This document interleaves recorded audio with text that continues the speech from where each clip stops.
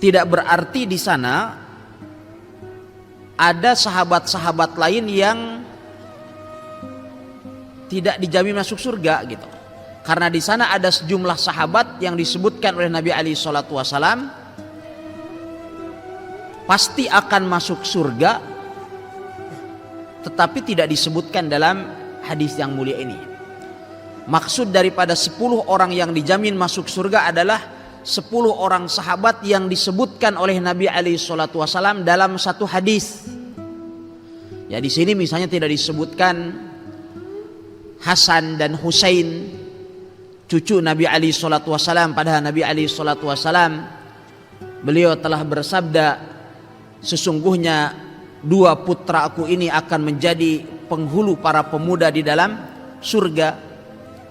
Rasulullah sallallahu alaihi wasallam juga tidak menyebutkan Bilal, padahal Nabi alaihi salatu wasallam beliau telah bersabda, inni sami'tu khashkhashatna 'alaika fil jannah, sesungguhnya aku telah mendengarkan gesekan terompahmu di dalam surga wahai Bilal. Ya, Nabi sallallahu alaihi wasallam juga tidak menyebutkan Abdullah ibn Mas'ud, tidak menyebutkan Abu Hurairah, tidak menyebutkan Abdullah ibn Umar dan para sahabat lain dari kalangan Muhajirin dan Ansar yang telah disebutkan oleh Allah Subhanahu wa taala di dalam surat At-Taubah ayat yang ke-100, di surat Al-Fatah ayat yang ke-29, dan di ayat-ayat yang lain yang begitu banyak. Tetapi yang dimaksud dengan 10 orang sahabat yang dijamin masuk surga itu adalah 10 orang sahabat yang disebutkan oleh Nabi dalam satu hadis. Dan biidznillah ta'ala pada malam hari ini kita akan mencoba untuk membahas tentang sosok Abdurrahman ibn Auf radhiyallahu ta'ala anhu. Ya. Abdurrahman ibn Auf ibn Abdi Auf ibn Abd ibn Al-Haris ibn Zuhrah ibn Kilab. Sampai di sini berarti dapat kita ketahui bahwasannya beliau ini masih sepupu Nabi alaihi salatu wasallam. Beliau bertemu dengan Rasulullah sallallahu alaihi wasallam pada kakek yang ke-6.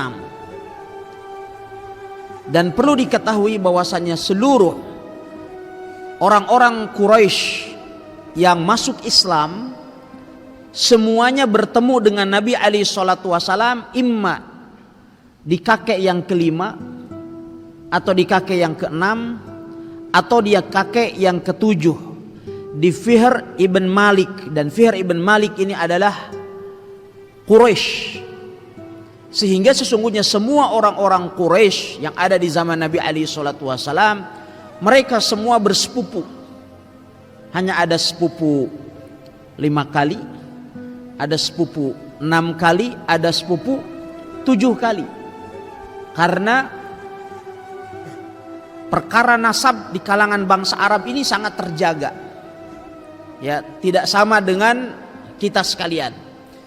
Ya, siapa di antara antum yang hafal menyebutkan nama kakeknya sampai 5 ke atas gitu? Dari mulai bapaknya. Ada? Antum bisa menyebutkan sampai siapa? Sampai kaki pertama. Sampai kaki pertama. Alhamdulillah sebagian orang ada yang lupa nama bapaknya. Ya. Ada yang lupa sampai nama bapaknya. Ada surat datang ke ICM, saya sebutkan namanya dengan nama bapaknya. Di sini siapa di?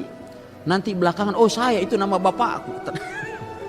Ternyata nama panjangnya itu dan nama bapaknya, cuma nama bapaknya yang asli, nama panggilannya berbeda. Itu sampai lupa.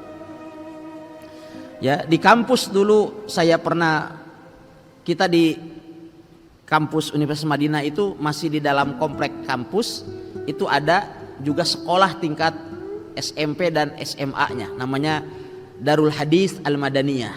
Ya, anak-anak Darul Hadis ini adalah tingkat SMP dengan SMA. Lagi istirahat begitu, kita lagi makan-makan di kantin, kita tanya, ya ada anak SMP di situ. Kita tanya, Mas Muk, siapa namamu? Katanya Fulan, Ibn Fulan, Ibn Fulan, Ibn Fulan, Ibn Fulan. Dia bisa menyebutkan sampai 7 gitu. Ya. Ini menunjukkan bahwa di kalangan mereka memang nasab itu terjaga, dan nasab ini adalah bagian dari ajaran Islam. Ya, keciri khasan agama Islam itu ada pada 3 hal. Pertama, nasab yang sangat diperhatikan juga dalam Islam. Kemudian yang kedua, sanad, silsilah keguruan. Oleh sebab itu kalau kita belajar hadis pasti disebutkan tuh nasab silsilahnya dari Imam Bukhari sampai ke Nabi SAW itu seperti apa, siapa saja yang telah meriwayatkan hadis itu. Kemudian yang ketiga adalah i'rab. Ya, i'rab ini adalah dalam pelajaran bahasa Arab, mengetahui status setiap kata atau huruf yang ada di dalam kalimat. Ini juga tidak diketahui kecuali di dalam bahasa Arab. Dan ketiga ilmu ini, ilmu nasab, ilmu i'rab, dan ilmu sanad hanya ada di dalam Islam. Ya, Abdurrahman ibn Auf dari kalangan Quraisy, dan beliau dari Bani Zuhrah. Ya, karena beliau kakeknya adalah Zuhrah bin Kilab. Demikian pula nama dari Abdurrahman ibn Auf ini pada masa jahiliyah namanya bukan Abdurrahman, karena nama Ar-Rahman bagi Allah Subhanahu wa taala itu tidak dikenal di kalangan orang Quraisy atau orang-orang jahiliyah sebelum datangnya Islam.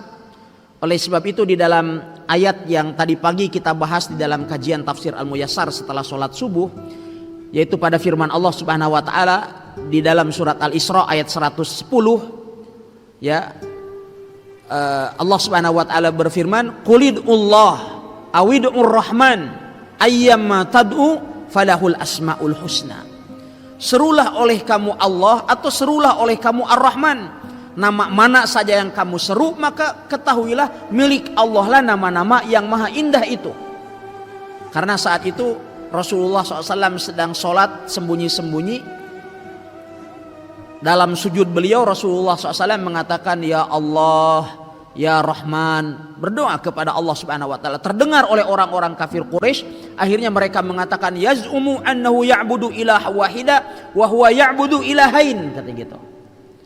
Dia mengatakan bahwa dia itu menyembah hanya satu Tuhan saja, tetapi buktinya kita ketahui dia menyeru 2 orang Tuhan, yaitu Allah dan Ar-Rahman.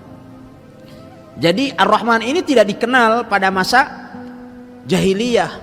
Oleh sebab itu ketika Rasulullah SAW memerintahkan kepada Ali bin Abi Thalib pada waktu perjanjian Hudaybiyah untuk menulis Bismillahirrahmanirrahim, langsung saat itu di-cut oleh Suhail ibn Amr, delegasi dari orang-orang Quraisy. Ammar Rahman war-Rahim fala nadri. Adapun nama Ar-Rahman, Ar-Rahim ini tidak pernah kita tahu. Tulis Bismikallahumma, katanya. Dia tidak mau menyebutkan Bismillahirrahmanirrahim. Jadi nama Ar-Rahman ini tidak dikenal. Lalu dari mana nih Abdurrahman bin Auf? Abdurrahman bin Auf ini dilahirkan pada masa Islam atau sebelum Islam? Abdurrahman bin Auf itu dilahirkan 10 tahun setelah tahun gajah. Itu artinya dia lebih muda dari Nabi SAW 10 tahun. Jadi lebih tua Nabi SAW 10 tahun. Tetapi yang jelas beliau berarti dilahirkan masih pada masa jahiliyah. Dan Abdurrahman ini ternyata nama aslinya pada masa jahiliyah adalah Abdu Amr. Abdu Amr, hambanya Amr. Dan ini tentu bagian dari nama yang dilarang di dalam Islam. Karena nama yang menunjukkan penghambaan itu hanya kepada Allah. Abdullah, Abdurrahman, Abdurrahim, Abdul Malik, Abdul Qudus ini boleh. Tapi Abdul Ka'bah, Abdul Rasul ini nggak boleh. Ya, dan ini juga menunjukkan akan disyariatkannya perubahan nama, terutama apabila namanya menyimpang dan menyelisih akidah. Jadi Abdurrahman ibn Auf nama jahiliyahnya dulu adalah Abdu Amr. Sebagian riwayat menyebutkan namanya dahulu itu Abdul Ka'bah. Kemudian setelah beliau masuk Islam, maka kemudian diberikan nama oleh Nabi SAW atau dirubah namanya oleh Nabi menjadi Abdurrahman. Ya, dan kunyah beliau adalah Abu Muhammad. Ya, kunyah itu julukannya, ya, ada kunyah, ada laqab. Ya, kalau kunyah itu nama yang diawali atau apa istilahnya dalam bahasa Indonesia? Ya, julukan yang diawali dengan abu atau ummu atau ibnu atau ibnatu, ini namanya kunyah. Ya, jadi biasanya kunyah itu diambil dari anak yang pertama, khususnya adalah anak pertama laki-laki. Ya, kecuali kalau anak perempuannya masih kecil biasanya tidak apa-apa pakai kunyah nama anak perempuan. Tapi kalau sudah besar biasanya nama anak perempuan itu disembunyikan. Ya. Tetapi nama anak laki-laki yang dipakai. Ya. Jadi julukan yang diawali dengan abu atau ummu atau ibnu atau ibnatu itu namanya kunyah.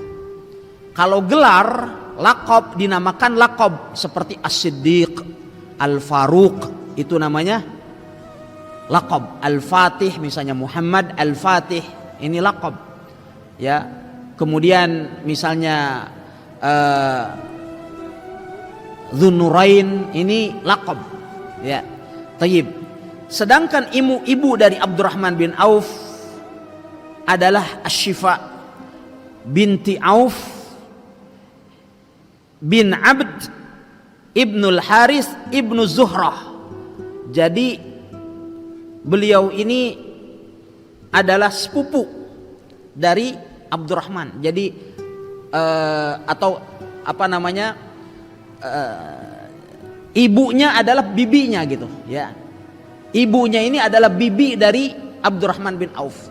Sehingga dapat kita ketahui bahwasannya ibu dari Abdurrahman bin Auf juga adalah merupakan sosok seorang ibu dari kalangan terpandang, dari kalangan bangsawan. Ini tentu merupakan sebuah keutamaan juga bagi Abdurrahman ibn Auf. Ya, ikhwatal iman yang dimuliakan oleh Allah Subhanahu wa taala, Abdurrahman ibn Auf radhiyallahu taala anhu dilahirkan 10 tahun setelah tahun gajah, dan kemudian beliau adalah orang yang ketujuh yang dijamin masuk surga oleh Nabi alaihi salatu wasalam. Beliau masuk Islam melalui perantaraan Abu Bakar As-Siddiq radhiyallahu taala an.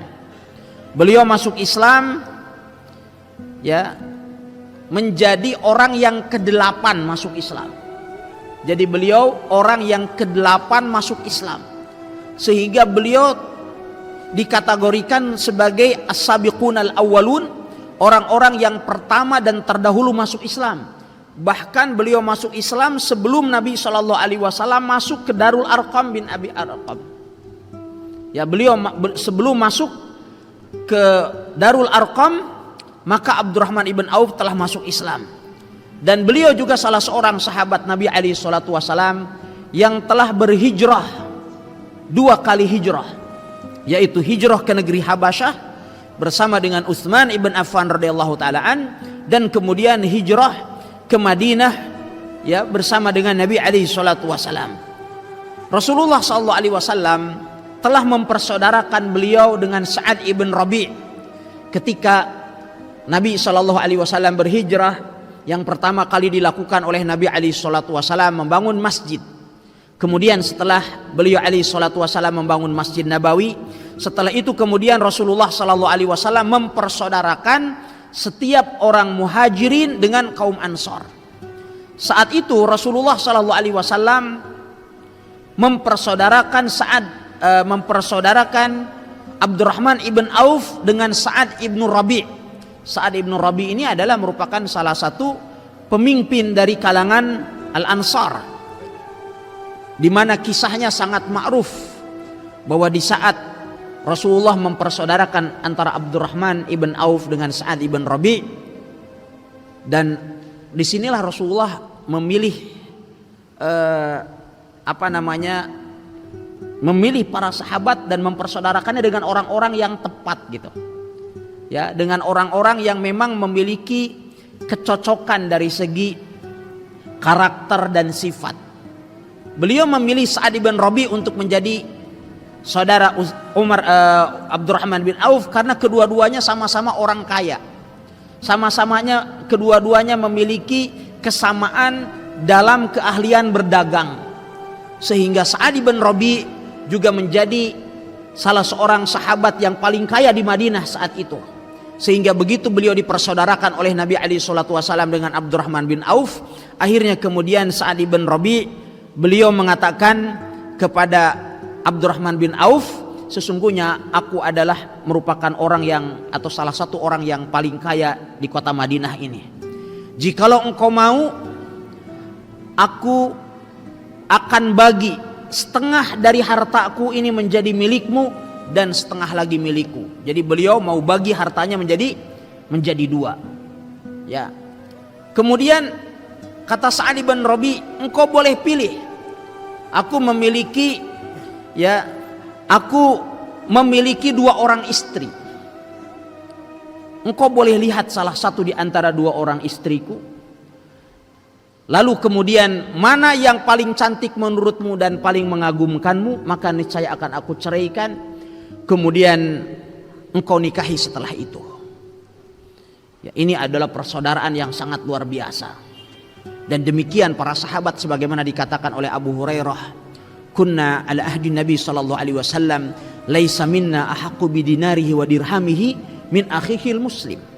Kami kata Abu Hurairah di zaman Nabi alaihi salatu wasallam, tak seorang pun di antara kami lebih merasa berhak dengan dinarnya dan dirhamnya daripada saudaranya muslim. Jadi kalau ada di kantongnya itu uang, maka mereka tidak merasa lebih berhak daripada saudaranya. Oleh sebab itu Sa'ad bin Rabi beliau mengatakan kepada Abdurrahman bin Auf, ya, akan aku bagi, kalau kamu mau harta kita bagi dua. Ya, nampaknya sangat hampir kita katakan mustahil saat ini terjadi di tengah-tengah kaum muslimin. Bahkan adik kakak pun saat ini bisa bersengketa dan kemudian saling menggugat di pengadilan dan saling memenjarakan. Bukan hanya dengan saudara, yang lagi viral saat ini di televisi, seorang anak melaporkan ibunya karena hanya sebuah motor. Ya kan, yang terjadi di Lombok sana sekarang yang lagi viral. Ibunya akhirnya sekarang menuntut balik kepada anaknya. Menuntut balik, melaporkan anaknya ke polisi setelah sebelumnya sang anak melaporkan ibu kandungnya sendiri. Ya Allah, hanya urusan sebuah sepeda motor. Ya, ikhwatal iman yang dimuliakan oleh Allah Subhanahu wa taala. Tetapi saat itu Abdurrahman bin Auf setelah mendapatkan tawaran dari saudaranya Sa'ad ibn Rabi, Abdurrahman bin Auf hanya mendoakan keberkahan bagi saudaranya ini. Beliau katakan, barakallahu laka fi ahlika wa malik. Semoga Allah Subhanahu wa taala memberkahimu pada keluargamu dan harta bendamu. Dan ini adalah doa yang kita panjatkan kepada Allah tatkala kita mendapatkan tawaran ya dari orang lain, tawaran untuk mendapatkan fasilitas, itu kan sering ditawarin, maka kita katakan barakallahu laka fi ahlika wa malik. Semoga Allah Subhanahu wa taala memberkahimu pada keluargamu dan harta bendamu. Saat itu kemudian Abdurrahman bin Auf tentu yang tak punya apa-apa karena dia baru saja datang berhijrah ke Madinah. Saat itu kemudian Abdurrahman bin Auf hanya mengatakan, dullani ala suq. Aku hanya meminta engkau tunjukkan kepadaku di mana letaknya pasar. Pertama beliau hari pertama menjadi kuli, mungkin menjadi tukang pikul, ya, beli barang dari satu tempat kemudian dijual di tempat yang lain. Akhirnya terus beliau berniaga, dia mendapatkan uang, keesokan harinya lebih banyak lagi, lusanya lebih banyak lagi, sampai kemudian pada akhirnya Abdurrahman bin Auf menjadi orang yang paling kaya di Madinah. Ya, ini menunjukkan kegigihan yang sangat luar biasa dari Abdurrahman bin Auf. Sehingga tidak ada seorang pun dari penduduk Madinah kecuali pernah berurusan harta atau kebagian harta dari Abdurrahman bin Auf. Hatta Utsman ibn Affan radhiyallahu taala an. Ya, sampai setelah wafatnya Nabi alaihi salatu wasallam, nanti kita ketahui Abdurrahman bin Auf radhiyallahu taala anhu itu menyisihkan ada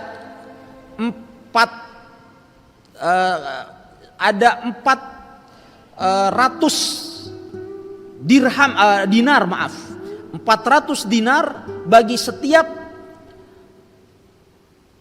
para sahabat Nabi SAW yang pernah ikut perang Badar, termasuk Utsman ibn Affan radhiyallahu anhu saat itu mengambil bagiannya. Jadi imma pernah jual beli atau utang piutang atau mendapatkan hadiah dari Abdurrahman ibn Auf. Saking hebatnya Abdurrahman bin Auf, beliau sebutkan apabila ada sebuah batu dan diangkat kemudian oleh Abdurrahman bin Auf, itu di balik batu itu bisa ada emas atau perak di sana. Ya, ini hebatnya Abdurrahman ibn Auf radhiyallahu taala anhu ardah. Ya, ikhwatal iman yang dimuliakan oleh Allah Subhanahu wa taala, Abdurrahman ibn Auf ini telah turut berpartisipasi dalam seluruh perjalanan jihad bersama dengan Nabi alaihi salatu wasalam. Tidak ada satu perjalanan jihad pun yang diikuti oleh Nabi alaihi salatu wasalam sedangkan Abdurrahman bin Auf absen dalam perjalanan jihad tersebut. Bahkan pada waktu perang Uhud, Abdurrahman ibn Auf terluka dengan 20 luka di tubuhnya. Bahkan salah satu luka yang sangat parah itu pada kakinya, sehingga kemudian beliau menjadi pincang karena luka yang dideritanya pada waktu perang Uhud tersebut, sebagaimana juga salah satu gigi beliau tertanggal pada waktu perang Uhud sehingga ompong karenanya. Ya, ikhwatal iman yang dimuliakan oleh Allah Subhanahu wa taala, demikian juga Nabi alaihi salatu wasallam pernah mengutus beliau sebagai seorang komandan yang memimpin 700 pasukan menuju Daumatul Jandal, dan saat itu kemudian Nabi alaihi salatu wasallam memberikan bendera kepadanya. Lalu kemudian Nabi sallallahu alaihi wasallam memberikan pesan kepada Abdurrahman ibn Auf, "Ughzu fi sabilillahi jami'a." Berperanglah kalian semua di jalan Allah, faqatilu man kafara billah. Maka perangilah orang yang kufur kepada Allah. Wala taghullu, janganlah kalian melakukan golul, jangan mengambil harta rampasan perang sebelum dibagikan. Wala taghduru wala tumassilu, dan janganlah kalian melakukan godar, janganlah kalian melakukan tipuan yang tak terpuji. Kemudian dan janganlah kalian melakukan mutilasi. Wala taqtulu walida, dan janganlah kalian membunuh anak kecil. Fahada ahdullahi ilaikum wasiratu nabihi sallallahu alaihi wasallam fikum. Ini adalah merupakan janji Allah atas kalian dan merupakan petunjuk dari Nabi sallallahu alaihi wasallam bagi kalian. Ini adalah yang diwasiatkan oleh Rasulullah SAW kepada Abdurrahman ibn Auf tatkala Rasulullah mengutus beliau ke Daumatul Jandal dengan membawa 700 pasukan saat itu. Ya, ikhwatal iman yang dimuliakan oleh Allah Subhanahu wa taala. Sebagaimana tadi telah kita ketahui bahwa Abdurrahman bin Auf ini adalah sosok seorang sahabat yang sangat kaya raya, beliau pebisnis yang sangat ulung. Dan para mu'arrikhun memang tidak menunjukkan secara rinci dan pasti sebenarnya apa tijarah atau perniagaan yang dilakukan oleh Abdurrahman ibn Auf radhiyallahu ta'ala anhu, tetapi sebagian referensi menunjukkan bahwa beliau nampaknya adalah memiliki kafilah-kafilah dagang yang beliau jalankan antara negeri Hijaz dan negeri Syam, sebagaimana juga Abdurrahman ibn Auf radhiyallahu ta'ala anhu bergerak di bidang properti, jual beli tanah dan rumah di Madinah. Demikian juga beliau berniaga dalam bidang peternakan dan jual beli ternak, sehingga kemudian di salah satu kandang beliau, ya, beliau memiliki 1000 ekor unta, 1000 ekor kuda, dan 10.000 kambing. Ini dalam satu kandang. Dan beliau pernah melakukan transaksi dengan Bani Nadir itu sebanyak 40.000 dinar. Ya, 40.000 dinar. Saya akan hitung 40.000 dinar itu satu dinar kan 4,4 gram emas. Jadi kalau 40.000, ya, 40.000 dinar sama dengan 170.000 ribu gram emas. Kalau dikali sekarang, 1 gram emas berapa sekarang? Berapa? 800? 800 ya. Kalau kali 800 ribu, berarti beliau satu kali transaksi ya yang beliau lakukan itu 136 miliar ya. Ini adalah salah satu bentuk tijarah yang dilakukan oleh Abdurrahman ibn Auf radhiyallahu taalaan, dan juga beliau memiliki kebun yang cukup luas di kawasan Juruf, dan beliau memiliki 20 ekor unta khusus untuk menarik air dari sumur-sumur yang ada di kawasan tersebut. Ya, Juruf adalah sebuah kawasan di Madinah yang dikenal dengan nama itu sampai sekarang. Ya, kalau antum pergi ke percetakan Al-Qur'anul Karim, di sana ada Qasr Thayyibah, ada istana raja yang di atas gunung itu. Nah, di bawahnya itu adalah kawasan Juruf. Ya, ikhwatal iman yang dimuliakan oleh Allah Subhanahu wa taala, sehingga kayaknya Abdurrahman bin Auf ini menjadikan beliau sosok yang sangat gemar untuk berinfak di jalan Allah Subhanahu wa taala. Dan semakin harta beliau bertambah, semakin juga infak beliau semakin banyak gitu. Ya, beliau radhiyallahu taala anhu pada saat Rasulullah sallallahu alaihi wasallam menyiapkan pasukan yang mengalami kesulitan untuk melakukan pembiayaan di saat mereka hendak berangkat jihad, yaitu pada Jaisul Usrah, Nabi sallallahu alaihi wasallam pada waktu perang Tabuk menganjurkan para sahabat untuk berinfak di jalan Allah Subhanahu wa taala. Maka saat itu Abdurrahman ibn Auf beliau berinfak dengan 4.000 dinar. Ya, beliau berinfak dengan 4.000 dinar. Ya, 4.000 dinar berarti kurang lebih 13,7 atau 13,6 M. Itu yang disumbangkan oleh Abdurrahman bin Auf ketika beliau membiayai tentara yang mengalami kesulitan untuk melakukan perjalanan jihad pada waktu perang Tabuk. Ketika kemudian Abdurrahman ibn Auf radhiyallahu taala anhu hartanya bertambah, maka di saat Rasulullah sallallahu alaihi wasallam beliau menyerukan kembali untuk berinfak, maka kemudian infak dari Abdurrahman bin Auf ini bertambah setelah beliau berinfak dengan hanya 4.000 dinar, kurang lebih 13,6 miliar.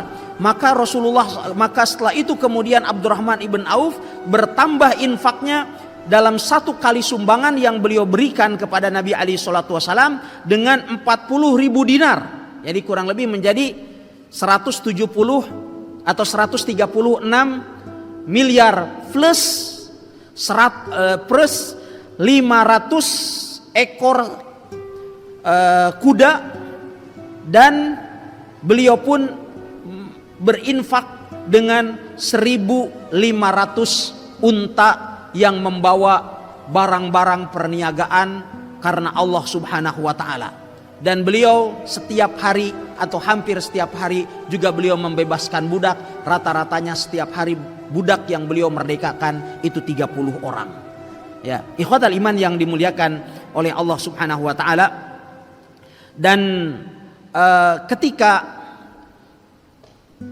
suatu ketika beliau kedatangan kafilah dagang milik beliau dari negeri Syam, datang ke Madinah membawa barang-barang perniagaan yang cukup banyak. Jumlahnya ratusan ekor unta, sehingga penduduk Madinah saat itu heboh karena telah melihat bagaimana debu yang berterbangan dari pergerakan unta-unta tersebut di tengah padang pasir yang terlihat dari sejak kafilah dagang tersebut sebelum tiba ke Madinah.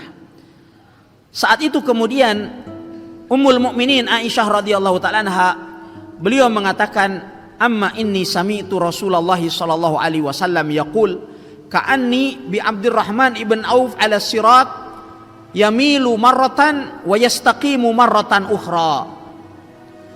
Kayaknya, kata Ummul Mukminin Aisyah, saya pernah mendengarkan Rasulullah SAW bersabda bahwasannya Abdurrahman bin Auf di jembatan Sirat di hari kemudian, dia itu terkadang jalannya miring, terkadang jalannya lurus. Akhirnya pernyataan dari Ummul Mukminin ini sampai ke telinga Abdurrahman bin Auf. Akhirnya kemudian Abdurrahman ibn Auf mengatakan, ya hiya wa ma 'alaiha shadaqah. Seluruh unta yang jumlahnya disebutkan 500 sampai 700 ekor unta yang membawa barang-barang dagangan dari negeri Syam ke Madinah. Ini ekspor impor baru datang dari negeri Syam ke Madinah. Kalau sekarang 500 atau 700 kontainer, tapi kontainer unta, ya. Semuanya aku sedekahkan karena Allah Subhanahu wa taala, kata Abdurrahman bin Auf, sehingga aku berdiri tegak masuk ke dalam surga. Ya. Ikhwatal iman yang dimuliakan oleh Allah Subhanahu wa taala. Setelah Rasulullah sallallahu alaihi wasallam wafat, maka Abdurrahman ibn Auf memberikan wasiat kepada para pelayannya untuk memberikan santunan khusus bagi ummahatul mukminin, bagi istri-istri Rasulullah sallallahu alaihi wasallam. Ya, di mana suatu ketika beliau menjual sesuatu dari harta berharga beliau yang bernilai 40 ribu dinar. 40 ribu dinar berarti 1,3,6 triliun. Ya, beliau kemudian wasiatkan untuk dibagikan kepada ummahatul mukminin. Ya, ikhwatal iman yang dimuliakan oleh Allah Subhanahu wa taala. Kemudian saat itu beliau mengirimnya kepada Ummul Mukminin Aisyah radhiyallahu taala anha. Lalu kemudian Aisyah radhiyallahu anha beliau mengatakan, sami'tu Nabiyya sallallahu alaihi wasallam, aku telah mendengarkan Rasulullah SAW beliau bersabda, la yahnu alaikunna ba'di illa sabirun. Tidak ada orang yang memberikan perhatian khusus kepada kalian dan menyantuni kalian, wahai ummahatul mukminin, kecuali orang-orang yang bersabar. Saqallahu ibna Aufin salsabilal jannah. Rasulullah bersabda, ribu dinar terus digelontorkan oleh Abdurrahman ibn Auf. Semakin besar pendapatan yang beliau miliki, maka semakin besar pula infak beliau di jalan Allah Subhanahu wa taala. Ya, ikhwatal iman, para hadirin dan para pemirsa yang dimuliakan oleh Allah Subhanahu wa taala. Dan Abdurrahman ibn Auf tentu memiliki manakib dan keutamaan-keutamaan lain selain apa yang telah kita sebutkan tadi, bahwasannya suatu ketika Rasulullah SAW bersama dengan para sahabatnya melakukan sebuah perjalanan. Ketika sholat hendak didirikan, tiba-tiba kemudian Nabi SAW hendak melakukan sebuah keperluan, sehingga kemudian Nabi SAW meninggalkan para sahabatnya. Saat itu kemudian karena iqamah sudah dikumandangkan, maka para sahabat pun mengangkat Abdurrahman ibn Auf radhiyallahu ta'ala anhu sebagai imam mereka untuk memimpin sholat. Ketika Abdurrahman ibn Auf sudah sholat 1 atau 2 rakaat, maka saat itu kemudian datang Rasulullah sallallahu alaihi wasallam dan kemudian beliau alaihi salatu wasallam juga bermakmum di belakang Abdurrahman ibn Auf. Lalu kemudian tatkala para sahabat salam selesai dari sholat tersebut, Rasulullah SAW kemudian beliau bersabda, asabtum atau ahsantum, apa yang atau tindakan yang kalian lakukan itu telah tepat dan benar. Ya, ikhwatal iman yang dimuliakan oleh Allah Subhanahu wa taala. Dan demikian juga di antara manakib dari Abdurrahman ibn Auf, tentunya Abdurrahman bin Auf menjadi salah satu di antara sahabat Nabi alaihi salatu wasallam yang di saat Nabi sallallahu alaihi wasallam wafat, beliau alaihi salatu wasallam dalam keadaan ridho kepada mereka. Oleh sebab itu di saat Umar ibn Khattab radhiyallahu taala anhu ya dalam keadaan sakaratul maut setelah ditikam oleh Abu Lu'lu'ah Al-Majusi, maka saat itu kemudian Abdurrahman ibn Auf menjadi salah seorang di antara 6 orang sahabat, atau menjadi salah satu dari 7-6 orang sahabat yang telah dijamin masuk surga. Hanya saja Umar ibn Khattab radhiyallahu taala anhu tidak memasukkan Sa'id ibn Zaid ke dalam tim yang diberikan kewenangan untuk mengangkat khalifah setelah Umar ibn Khattab radhiyallahu taala anhu. Karena Sa'id ibn Zaid tak lain adalah ipar dari Umar ibn Khattab. Karena Umar bin Khattab khawatir disoroti melakukan nepotisme, karena status Sa'id bin Zaid adalah keluarga dari Umar, maka ketika Umar bin Khattab hendak mengangkat khalifah setelahnya, beliau mengatakan, sesungguhnya kekhalifahan setelahku aku serahkan kepada 6 orang sahabat yang diridhoi oleh Nabi alaihi salatu wasallam di saat Nabi alaihi salatu wasallam ya meninggal dunia. Ya, saat itu ada Abdurrahman ibn Auf, kemudian ada Tolhah, ada Sa'ad bin Abi Waqqas radhiyallahu taala anhu, kemudian ada Utsman, kemudian ada Ali ibn Abi Thalib radhiyallahu taala anhu, dan Az-Zubair ibn Al-Awwam.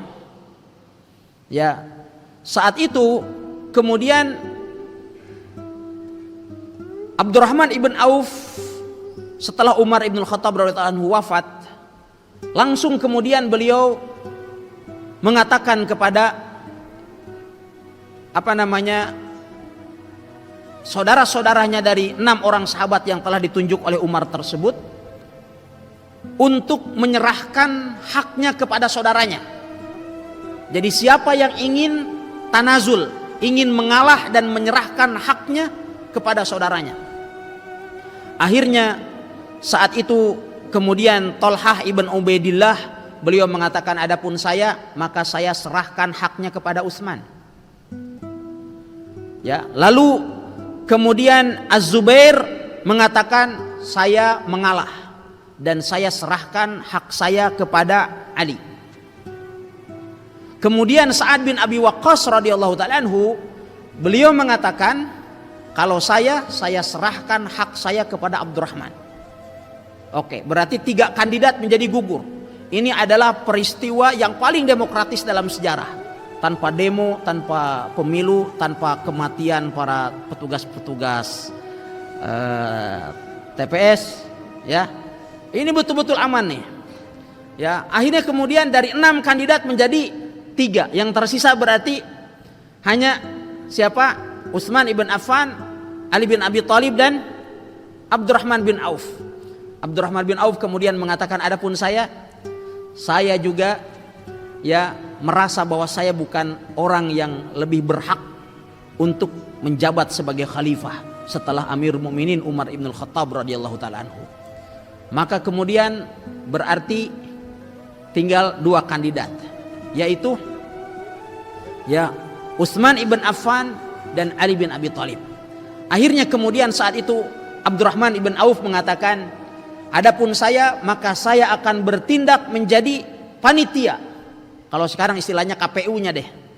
Ya, maka saya yang akan meminta pendapat dari seluruh penduduk Madinah, dari para sahabat Rasulullah SAW yang masih ada, untuk ya menunjuk siapa di antara 2 orang sahabat ini, di antara Utsman dan Ali bin Abi Thalib, yang berhak menjadi khalifah.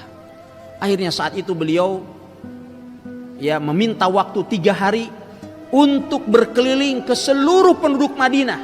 Tidak ada seorang pun kecuali ditanya oleh Abdurrahman ibn Auf, siapa yang paling berhak untuk menjadi khalifah setelah wafatnya Amirul Mukminin Umar ibn Khattab radhiyallahu taala anhu. Kemudian setelah itu barulah Abdurrahman ibn Auf berkesimpulan, ternyata hampir ya tak ada seorang pun yang lebih mengedepankan Utsman daripada Ali bin Abi Thalib. Sehingga saat itu disepakati bahwasannya khalifah setelah Umar ibn Khattab radhiyallahu taala anhu adalah Utsman radhiyallahu taala an, dan putusan itu pun kemudian diterima dengan baik oleh Ali bin Abi Thalib radhiyallahu taala an, sehingga pada akhirnya Ali bin Abi Thalib dibaiat dan diangkat menjadi khalifah. Utsman ibn Affan radhiyallahu anhu diangkat dan dibaiat menjadi khalifah setelah wafatnya Amirul Mukminin Umar ibn Khattab radhiyallahu taala anhu, dan yang pertama kali juga membaiatnya adalah Ali bin Abi Thalib radhiyallahu taala an. Ikhwatal iman yang dimuliakan oleh Allah Subhanahu wa taala, Abdurrahman ibn Auf radhiyallahu taala anhu, beliau wafat di Madinah pada tahun 32 Hijriah. Sebagian riwayat menyebutkan di tahun 33 Hijriah, dan Utsman ibn Affan radhiyallahu anhu yang menyolatkan beliau. Sebagian referensi menyebutkan bahwa yang menyolatkan beliau adalah Az-Zubair ibn Al-Awwam, lalu kemudian beliau dikuburkan di Baqi, sedangkan usia beliau saat itu 75 tahun, dan beliau telah mengisi dan memakmurkan hidupnya semuanya dengan jihad di jalan Allah Subhanahu wa taala, dan beliau pun meninggalkan harta yang sangat melimpah ruah, ya, sehingga semuanya itu adalah sebagai bentuk investasi beliau di akhirat, ya, karena dipakai untuk berjihad dan berjuang di jalan Allah Subhanahu wa taala.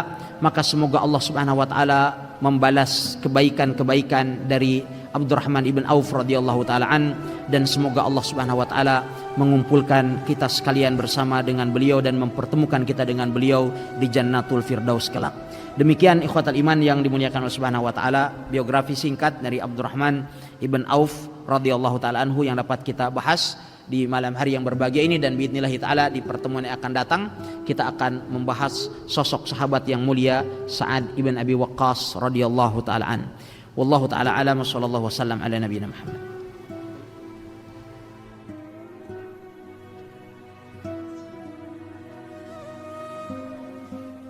Apabila ada pertanyaan, baik, apabila tidak ada, kita bacakan pertanyaan dari para pendengar atau pemirsa yang ada di rumah. Bismillah, assalamualaikum Ustaz. Waalaikumsalam warahmatullahi wabarakatuh. Barakallahu fikum. Ana mau bertanya mengenai sanad ma'ruf itu. Ana belum mengerti mengenai sanad ma'ruf itu, Ustaz. Apa sanad ma'ruf? Sanad ma'ruf. Nah. Wallahu taala alam, ya, apa yang dimaksud dengan sanad ma'ruf, tapi dari segi bahasa arti sanad ma'ruf artinya silsilah keguruan yang diketahui. Ya, misalnya ini adalah orang ini sanadnya ma'ruf, orang ini silsilah keguruannya jelas gitu loh. Ya. Jadi kalau ada misalnya orang yang berbicara tentang agama dan dia diketahui biografinya, dia belajar dari mana, kepada siapa dia belajar, maka kita katakan orang ini sanadnya ma'ruf. Tapi kalau ada orang tiba-tiba kemudian dia jadi kiai, tiba-tiba jadi jadi ustadz misalnya gitu, sementara kita tidak pernah tahu di mana dia belajar pernah belajar di pesantren atau tidak gitu kan, maka kita katakan ini sanadnya ghairu ma'ruf. Ya, wallahu taala alam. Baik, kami persilakan kepada jamaah apabila ada pertanyaan. Fadhol.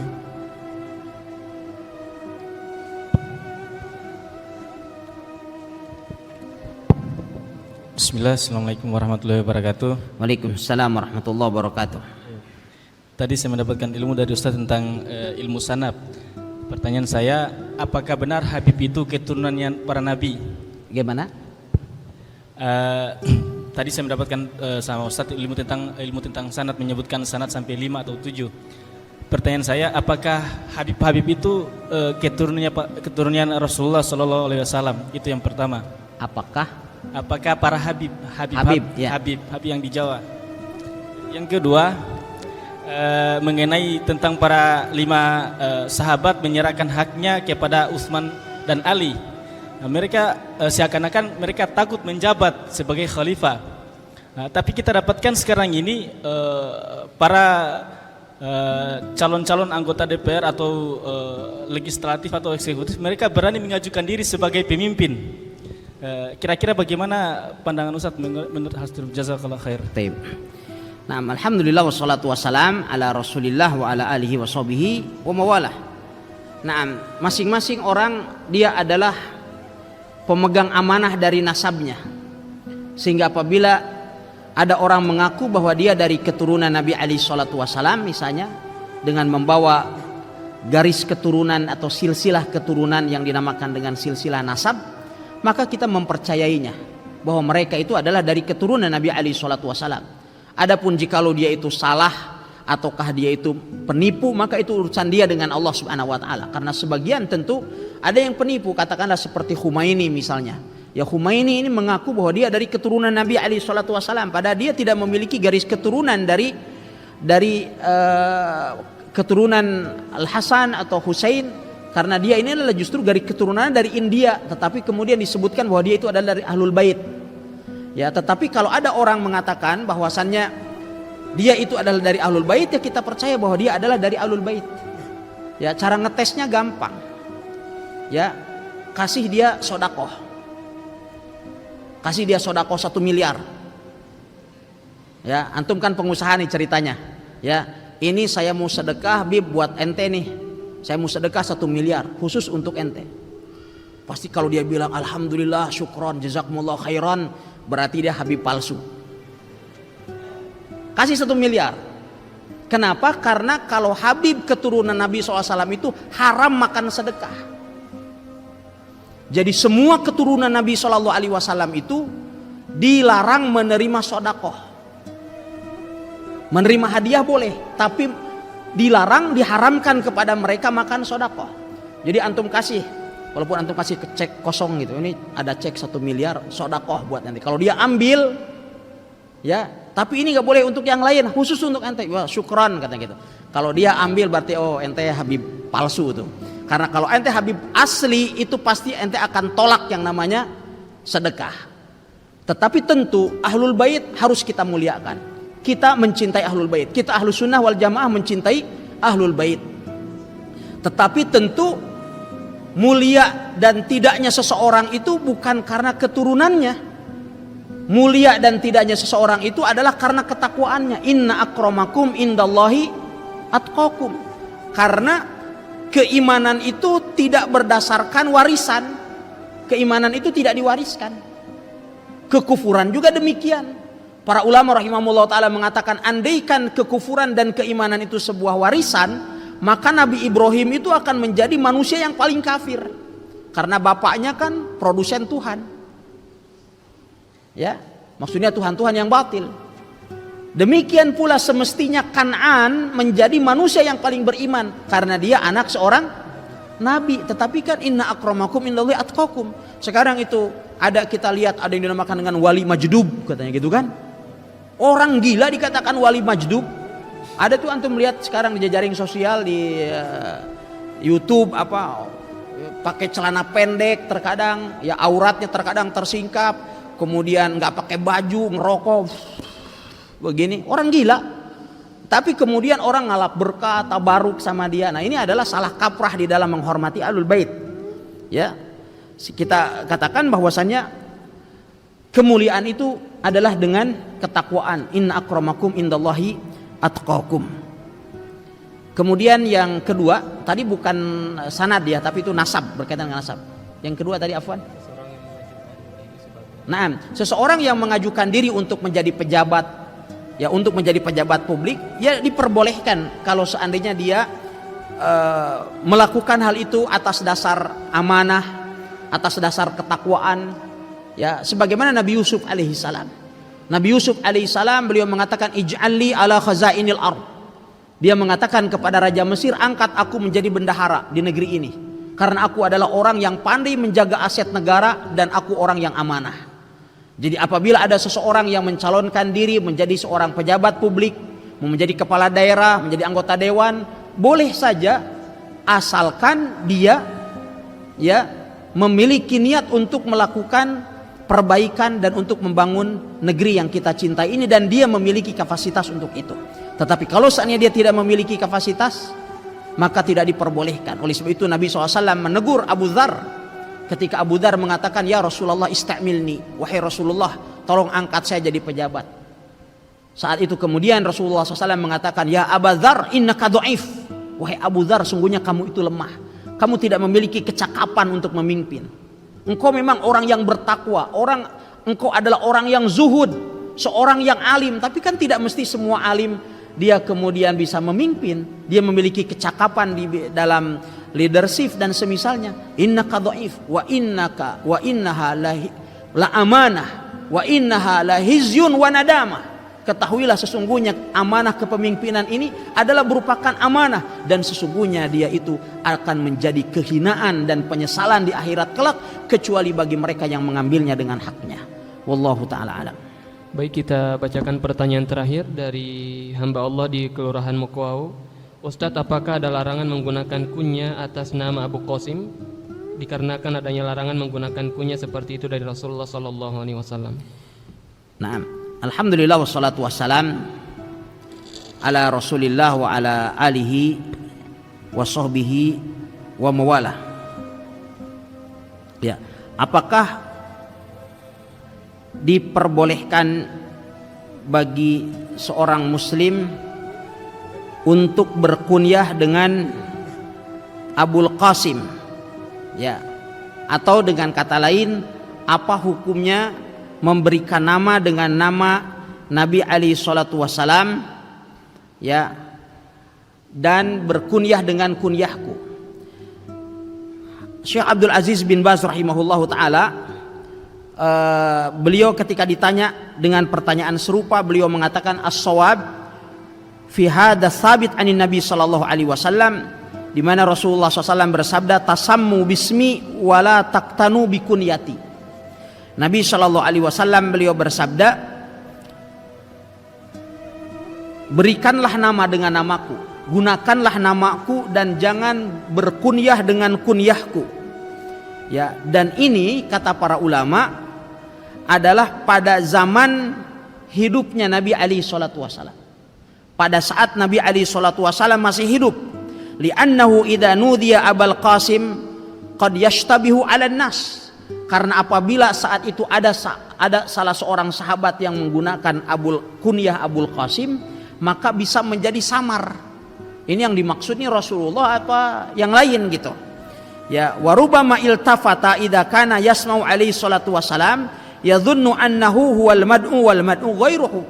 Dan bisa jadi mengakibatkan Nabi sallallahu alaihi wasallam beliau menoleh di saat dipanggil Abul Qasim.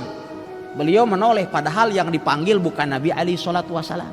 Jadi larangan ini, kata Syekh Abdul Aziz bin Baz rahimahullah, adalah larangan berkunyah, ya, pada saat Rasulullah SAW masih hidup. Ya, adapun menggunakan nama Nabi kita Muhammad alaihi salatu wasalam, maka boleh digunakan di saat Nabi sallallahu alaihi wasallam masih hidup atau setelah wafatnya Nabi alaihi salatu wasalam. Ya, oleh sebab itu Abu Bakar As-Siddiq radhiyallahu taala anhu, beliau menamakan anaknya dengan nama Muhammad, dan itu pada saat Nabi sallallahu alaihi wasallam, ya, beliau masih hidup. Tepatnya adalah pada saat Haji Wada, ketika istrinya melahirkan, Asma binti Umais melahirkan, kemudian diberikan nama Muhammad. Ya, dan di kalangan sahabat juga ada seorang sahabat yang bernama Muhammad ibn Maslamah, dan Nabi Shallallahu Alaihi Wasallam tidak merubah nama Muhammad ibn Maslamah dengan nama lain, padahal itu terjadi pada zaman Nabi alaihi salatu wassalam. Sehingga untuk menggunakan nama Nabi alaihi salatu wassalam, ya, itu tidak menjadi masalah. Ya, adapun berkenaan menggunakan kunyah Nabi alaihi salatu wassalam, maka ya itu adalah terjadi pada saat Nabi alaihi salatu wassalam masih hidup, kata Syekh Abdul Aziz bin Baz. Wa inna ma nuhiya an kunyatihi Abul Qasim thumma udhina fiha ba'da wafatihi sallallahu alaihi wasallam. Ya,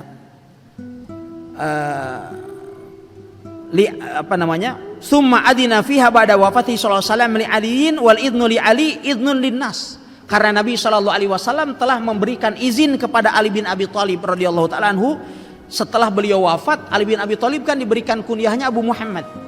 Dan izin dari Nabi SAW kepada Ali bin Abi Thalib untuk memberikan kunyah, untuk menggunakan kunyah beliau, berarti juga kunyah bagi semua manusia. Kenapa? Karena mahdzur atau alasan ya pelarangannya sudah hilang. Sehingga dengan demikian kita katakan tidak menjadi masalah untuk berkunyah dengan kunyah, karena ini adalah setelah wafatnya Nabi alaihi salatu wasalam. Wallahu taala a'lam. Taib, barakallahu fikum wa jazakallahu khairan. Kita kembali ucapkan kepada para pendengar ataupun pemirsa yang telah mengirimkan pertanyaannya di kesempatan kali ini. Karena waktu kita yang terbatas sehingga tidak dapat kami hadirkan. Dan juga ikhwatal iman, pendengar dan juga pemirsa yang kami muliakan karena Allah Subhanahu wa taala, kami ingatkan kembali bahwa malam ini insyaallah ba'da salat Isya kita akan kembali mendengarkan dan menyaksikan program SMB Sahabat Muad Bertanya bersama dengan salah satu asatidz kita di Islamic Center Muad bin Jabal Kendari. Dan tentunya sebagaimana biasa pula di dalam program ini para pendengar ataupun pemirsa bisa bertanya kepada narasumber kita seputar syariat Islam. Baiklah ikhwatal iman, a'azzani Allahu wa iyyakum, demikianlah kajian kita di kesempatan kali ini. Subhanakallahumma bihamdik, asyhadu an la ilaha illa anta, astaghfiruka wa atubu ilaik. Wassalamualaikum warahmatullahi wabarakatuh.